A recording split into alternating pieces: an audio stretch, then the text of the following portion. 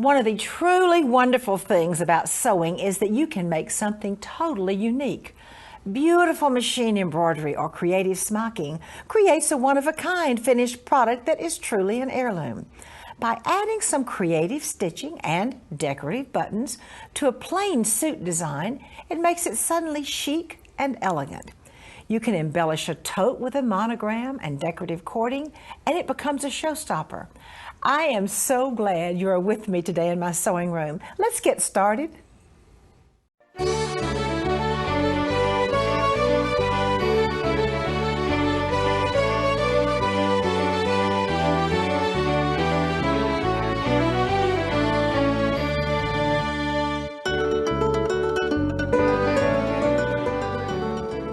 I love this beautiful suit, which is really a top and a skirt. It is elegant and tailored, just beautiful for summer, with just a touch of elegant machine embroidery. Made out of a beautiful blue linen. These treatments down the front are so pretty. They have the little strips with a little machine embroidery, and look at the little buttons. Absolutely adorable. Again, with an elegant, very tailored machine embroidery. The piping, this is machine embroidery embellished piping that goes down the front. Let's come over to the sleeve. We have that same really elegant machine embroidered piping all the way down to the bottom of the blouse, and then look at the skirt. Just a tiny little bit of the machine embroidered piping is also on the skirt. You see, we talked about tailored elegance with just that wonderful little touch to give it the true designer look. Now, actually, this is easy to do. To make those wonderful buttons, you're going to do your machine embroidery on a piece of fabric, which of course has stabilizer, and you're going to need to find out the size of your covered button so you can see exactly how big to do your machine embroidery, and then of course cut it out and you're ready to cover your buttons. Now that wonderful machine embroidered tailored piping starts out first with your piece of fabric, and then your embroidery, and of course with a tearaway stabilizer. Then after your fabric is done, your stabilizer removed, of course it's going to be folded, and then your piping is inserted for the absolute most elegant tailored look. Now, I am so happy to have as my guest today my very dear friend and business colleague, June Mellinger. June is Director of Education for Brother International. June, welcome to the show. Great to see you as always. Oh, it's so good to have you back. And this gorgeous outfit you've done. Isn't it wonderful? Oh, it's tailored and chic and expensive and beautiful. Show us how this is done. Well, I really enjoyed creating a project like that because people want to have a special look, add a special look to something that they've made, and they don't want it to look like they made it at home, but they want that designer look. So you notice today a lot of designers are adding that special, unique look to what they're working with, and we talked about how to cover a button. And you know, it's fairly easy to go to the store and find a button cover set, and all you have to do is simply embroider the design on the fabric. And we actually used a feature in the machine that we have here today where we created our personal design, and we saved that embroidered stitch into the memory of the machine, and then we embroidered it later on. And then we simply laid a piece of the circular tissue paper so that we know the exact shape of the button or the size of the button. We lay that on top of the fabric, we centered it, and we cut it out. And then we simply took the button, if you will, and laid it, the button cover, into the mold for the button cover maker-upper. And then we simply pressed it into the area here. We added the center, and then we hammered it down. And in the end, we had those beautiful buttons that we created. And there are lots of different ways to make covered buttons today. Some of them are just this way, and others are more automated and lots of fun to use. So I think that people will see the different ways of making buttons on your show as we go along. And of course, don't forget to use lots of pretty threads. We have machine embroidery threads today that have lots of extra sheen to them. And they're also durable. They're polyester or rayon, so they're great for any kind of stretch that you might have. But again, earlier today you talked about embroidering on a lightweight paper stabilizer, and we picked a decorative satin stitch. Just the other day, a person had emailed me and asked about how to do this satin stitch, and one of the things that's really, really key is to be sure that you do this type of stitch on a lightweight stabilizer paper so that it is perfectly formed. And once you're done embroidering, then you simply rip it away from the back so that it's no longer visible. And actually, I think our staff put this on backwards so you can see how invisible it was, because you really can't see that paper. And then we simply took some piping and we wrapped it around this so it follows the shape of the piping. We then put the fabric onto the machine, and underneath if you use a zipper foot, then you can hug right along the edge of the piping with the zipper foot, and you can just sew a straight stitch and you're good to go.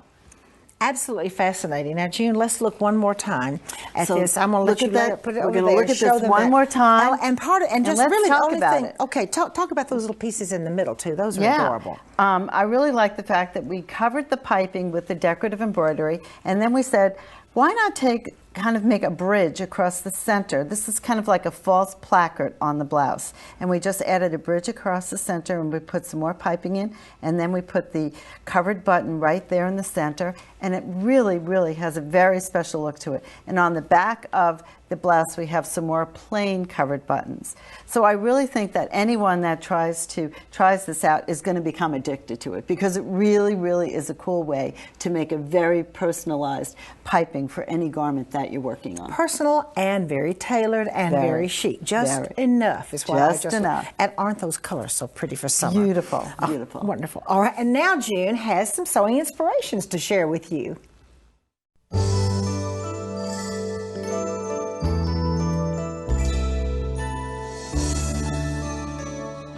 June, I'm totally fascinated with your lily machine embroidery theme. Just tell us these fabulous things you have. Well, over on the right there with that beautiful coral colored jacket, it's all machine embroidery on the back. It really takes jacket back embroidery to a new level. Very, very decorative. And this is for the large hoop. It's from the large hoop, so that's normally about 8 inches by 12 or 14-inch embroidery. Then we moved on. This is completely fascinating to me. Tell them what it is. Well, again, beautiful lilies, but it's a combination of embroidery and printing on fabric. And as the camera gets in closer, you can see the detail is phenomenal. See, this is all really, printed. Really important. The whole thing is printed on first. It's all printed on fabric. Actually, it's not all printed first. Okay. Because we left out where you see the embroidered lilies. That was not printed. We have, in some of the higher end machines today, you have positioning stickers, and there's cameras in the machines. So it actually can find the direct center of a design and scope down and say, this is where we need to embroider. So the lily is exactly placed, or those highlights are right at the edge of the lily that we printed on the fabric. And we talked about the challenges of getting all that into an embroidery hoop. Well, you know, the larger hoops today, you can take some lightweight paper stabilizer, put that in the hoop by itself, and then spray a temporary adhesive on the top of the stabilizer, and then just press this fabric onto that spray adhesive surface that you've created. So 8 by 8 would be as large as you would need for this? 8.5 by 12. Okay. You know, so you can fit that in there. It's great. Then we have another pillow down here where we just simply embroidered the lily, and we added some of your sewer's jewels, as you like to say, and beading and so forth. And then look at this wonderful little doll. Now, this doll dress is so cute. Again, the lily theme is on her bodice. And we also used some ribbons with wire edging in them and some great seaming, and it made it look like petals and painting on the, so it really looks like a lily petal. So it's a lily event. June, these little doll dresses, the 18-inch doll craze has been around for a long time, and people are loving doing their machine embroidery on the little doll dresses. You can, the dolls love anything, so the little girls can just pick what they like to go on. And I love the little petals. It's wonderful. Our lily theme, but this is so Isn't that intriguing? This is intriguing to me, the printed, even antique pictures with. Oh, most definitely. Absolutely. You could add and this is art for the home, art for the walls. That's right. Or for your pillows, garment. Or the back of your like. garment. Oh, yeah. Okay. June, thank you so much. And now June has some so quick, so easy ideas to share with you.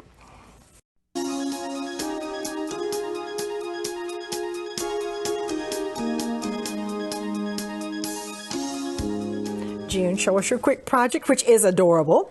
Well, we have a quick project. You know, everybody wants to have a designer look to something they made, and totes are really, really popular today. I love totes. So, and it's also, you know, we also do a lot of practice things. So here's a great way to use that practice, or practice before you make that beautiful designer garment. So this little tote has the embroidering on the linen, and don't forget to use the lightweight stabilizer behind that so the stitches are formed perfectly.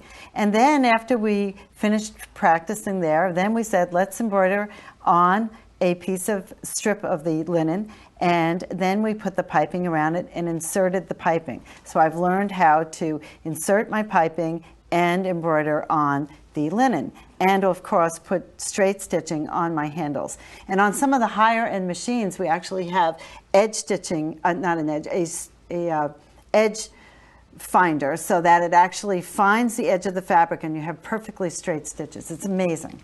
But again, here we have that large piece of fabric that I practiced my embroidery on. Don't forget that stabilizer behind it. I put it, then I cut the strips. Then I said, let's just put the binding behind it so that I have that. And then here it was perfectly formed.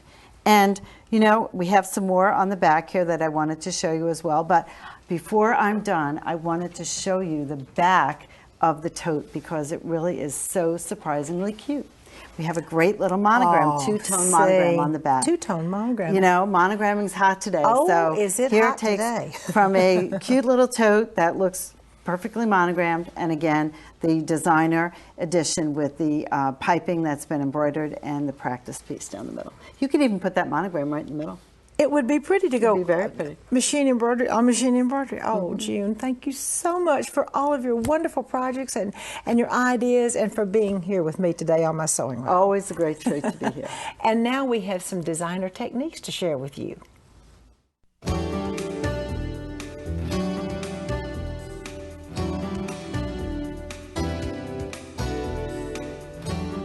I'm so pleased to have as my guest today my very dear friend and business colleague, Kathy Bernard. Kathy is editor of So Beautiful magazine. Kathy, welcome to the show. Thanks, Martha. I love being here once again, as usual. Today, we're going to be focusing on lozenge smockings. Lozenge smockings. Which sounds terrible, doesn't it? It's just not a real pretty name. Yeah, but it really is so pretty. There's a reason for it. Okay. Lozenge is a shape, a diamond shape. From the rhombus, so like a rhombus shape, and it makes that kind of rhombus shape once you stitched it. So that's where it comes from, and it's more than smocking. It's more of a texture technique. You're going to be texturing the fabric, and we'll show you how. And again, it's easy, but I say that because once you know how to do something, it's easy. But if you'll just try it.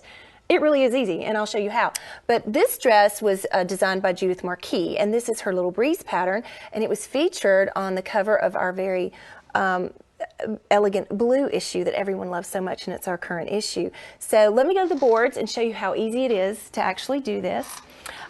First, I have enlarged the graph for you to see. In actuality, this will represent 1/4 inch and 1/2 inch. And we provide the graph in the magazine. But basically, the steps you're going to take is you'll take a tiny tack stitch in the fabric. This is all by hand, of course. This is by hand. So that's a new one for me because I usually do everything by machine. But if I can do this by hand, they can do this by hand. Okay, you'll start at A with a tiny little stitch into just the fibers of the fabric. And we're working on the back side of the fabric. And you'll bring A to B and pull that together. Float down to C, which this is not a pull stitch, this will be a float stitch. Then from C to D, you will pull this together and float up to A and continue in the same pattern. When you do the second row, you're going to do a mirror image, so you're going to start at the bottom, float up, pull together across, float down, and you'll be doing a mirror image. Let me show you how that looks on fabric. Now to prepare your fabric, this will be the back side of our silk du peony, which I use silk du peony because the dress is made of silk. And I've finished the edge with a serger, folded it down 2 inches, and I'm going to draw my first graph line here, work the graph line up and work the graph line down, which makes that pretty finished ruffle edge at the top. Now, here's what your grid will actually look like, and you need to use a water-soluble pen, or this goes pretty fast. You can sit down and do this in a couple of hours, so I would use an air-soluble pen because it's going to just disappear in 24 to 48 hours. I've drawn this with a Sharpie marker, which you do not want to do, but for TV, right? This is the pattern you're going to take. You're going to be doing mirror images of each of these. And the good idea is to put a dot at the beginning of each line that you're going to start on, because every time I started a new line, I wanted to start here, which is a mistake, and you'll end up having to tear out. So put a dot, some kind of dot to indicate which line you're starting on. Now I've already started a piece. Let me turn this right way. Oh dear, I'm going to have to do this upside down. I hope I can do this. You can do it. Okay. I've already started it here to show you what it's going to look like on the back side. Now, what I wanted you to see is once you get started, you're going to have to kind of put your finger in there to find the next intersection, because of course the fabric is automatically going to start pleating up on you. But you just search for the next intersection and keep going. To work this, I'm going to start this new line, and this is what you would do if you tied off and had to start a new line. I'm going to start here at A and take a tiny little tack stitch there. I'm going to cross over to B and take another tiny little tack stitch. And when you're working through both layers, you want to catch both layers so that it works on both sides. And I'm going to come back, which I've got to come back up through this way. It's easier when you do this not upside down. And I'm going to pull these together. You pull this together. You pull those together and you take a final tack stitch. This is hard to do upside down. Oh, you get so I say it's easy, Kathy. but if you don't do it upside down, you'll do this very fast. You'll do a tiny tack stitch there to hold that together, and then you'll float down to your next intersection, but you won't pull. You'll just leave that flat. Come across to the next intersection, and you'll pull these together. Take a tack stitch. That's kind of a large tack stitch. Take a tack stitch. Actually, I'm getting the hang of doing this upside down. Then you'll float back up, and you don't pull. And then you'll keep going, pulling, floating, pulling, floating. Well, here's the magic of it. On the right side, it looks like this, and at first you're like, well, that doesn't look much like the dress, but you pop it into place, and look at that. Isn't that beautiful? And I did that. And I did that in about 20 minutes in the sewing lab, so I think I could finish that easily in a couple of hours, but that's how easy it is. And then you can add little beads to dress it up a little, and you're ready to go. So it's a fast, wonderful way to texture your fabric and make a beautiful dress. Well, I totally. Now, what is the name of it again? Lozenge Smocking. And you featured this in the I magazine? featured that in the magazine. And I really love brand new techniques. Kathy, when I saw this one, I thought, wow, here's something brand new. Yeah, So yeah. I know you're so anxious always to have brand new things in the magazines, as well as our old favorites. Right, that's true. That's true. Thank you so much, You're Kathy. welcome. And now we have some wonderful hand embroidery to share with you.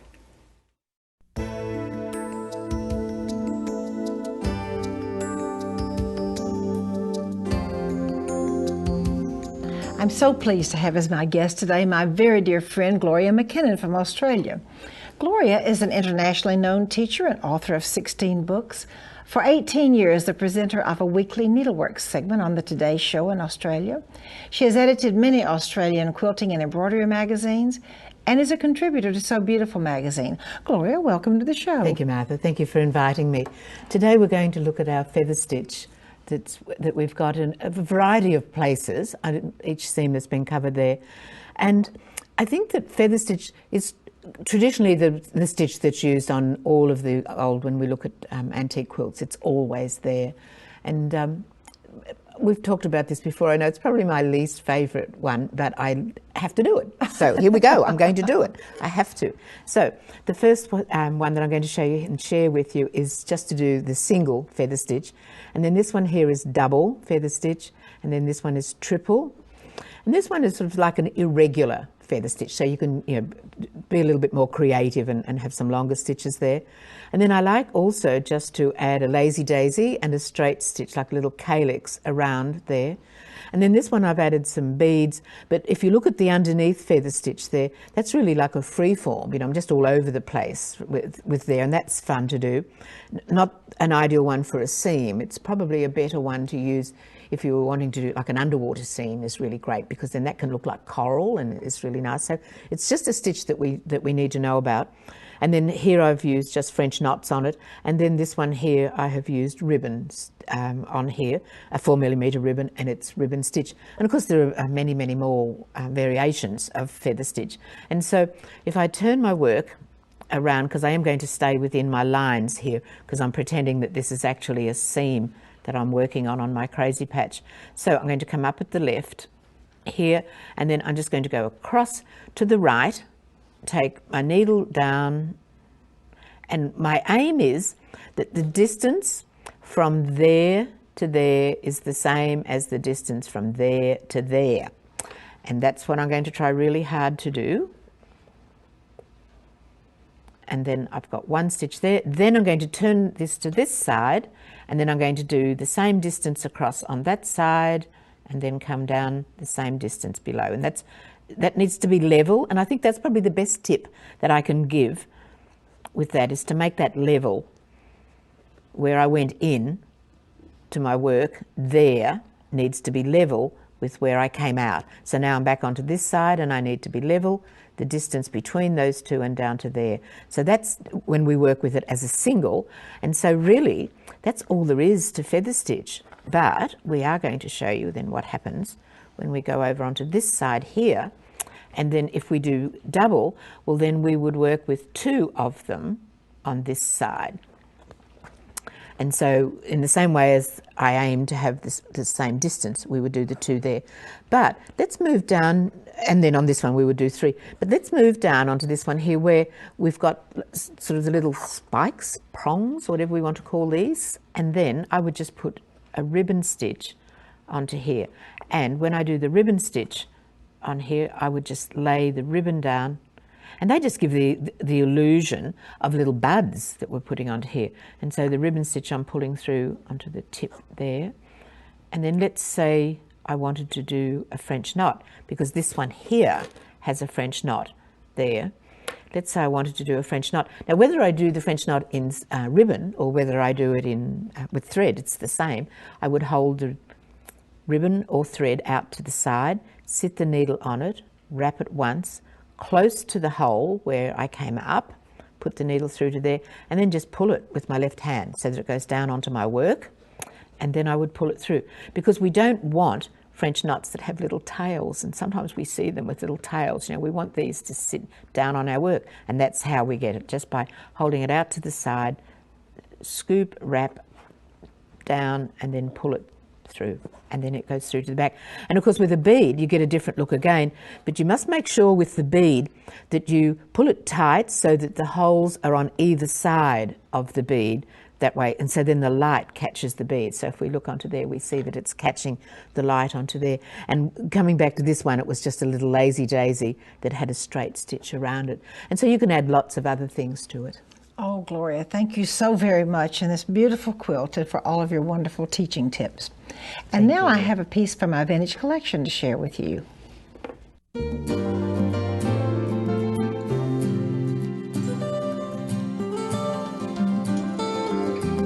The lady that made this dress was so creative. I want you to look. The lace actually has a bow on it. So using the bow lace, she has done a beautiful bow shape on the front. I call this technique flip-flopping, with the little pin tucks in there. So you see she has a bow lace, and she's made a lace bow. Let's go over to the sleeve. She has made another beautiful lace bow on the sleeve with her bow lace. And then tucks, more tucks, lace, and a beautiful sleeve. Let's come down to look at the skirt. Very simple skirt, actually. Beautiful and simple. She has the rows of bow lace, small tucks, and then a large tuck. So she's been very creative in combining tucks are at the bow lace, and the rest of the skirt repeats the two different tucks. Let me turn it over to the back. She has the beautiful mitering that comes all the way around to the back, and a little bit more of the bow lace, and of course those beautiful little tiny buttons going down the dress, which I think are beautiful. A little hard to button your own dress, I might add, but they're beautiful. Thank you for joining me today. Won't you come back next time?